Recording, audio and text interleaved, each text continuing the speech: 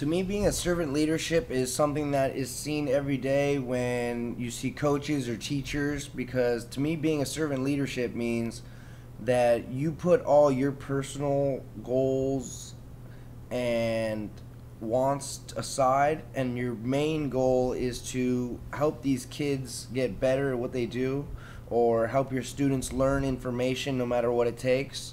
I think it is possible as a head coach.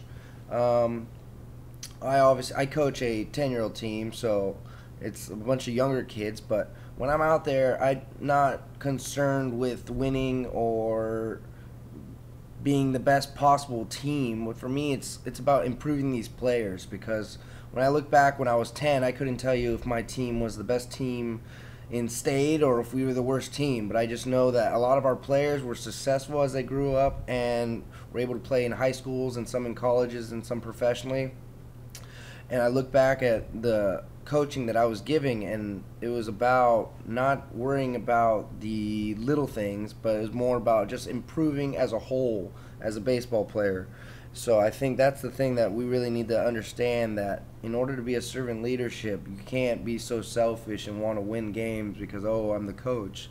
But it's about these kids improving, and these kids, when they grow up, they can look back and say, you know what, I was able to get better because my coach did this and this to help me and wasn't so concerned with winning.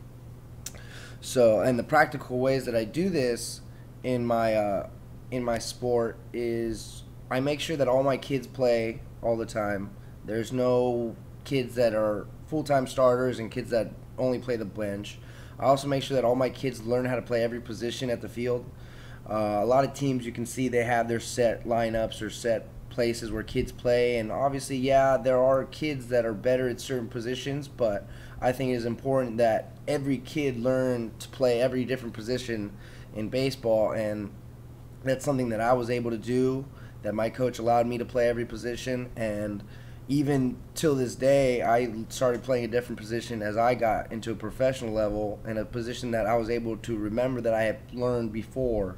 So I think the benefits and challenges of taking such a role, the benefits obviously I think is that your players will get better, and that the children and parents understand that what I'm doing here is to help them in the long run. The challenges is obviously the team's going to struggle sometimes. Sometimes when you play these teams that are only concerned with winning, they are going to beat us. And obviously losing is one of those things that it really can make things turn negative. So I feel like making sure that the parents and players understand that this is a process, which is it's an important process, which we need time in order to be successful, and not worry so much about these little games that we're playing on the weekends. But in the long run, it's going to help them as people and help them as players. That's it. Thank you.